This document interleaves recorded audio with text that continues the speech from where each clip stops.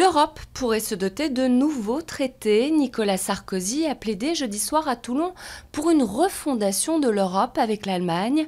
Pas de détails cependant sur la fameuse réforme qu'il prépare. Si l'exigence d'une plus grande discipline budgétaire semble actée, le rôle de la Banque centrale européenne reste le point de divergence. Sarkozy rencontrait Cameron ce vendredi pour un déjeuner de travail et Merkel viendra à Paris lundi pour exposer les propositions franco-allemandes.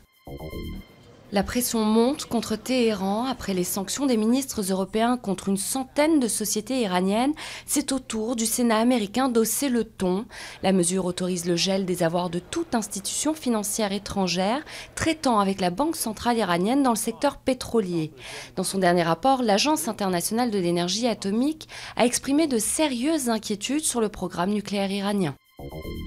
L'espoir pour l'opposante birmane Aung San Suu Kyi. Optimiste mais prudente, la lauréate du prix Nobel pour la paix croit en l'évolution démocratique de son pays. Au cours de cette visite historique, la secrétaire d'État américaine a assuré l'opposante du soutien indéfectible de Washington.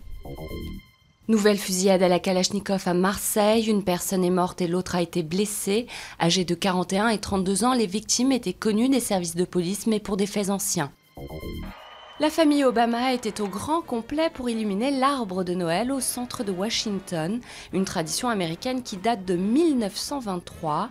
Rappelons-nous que nous sommes tous une famille, a lancé à la foule le président américain.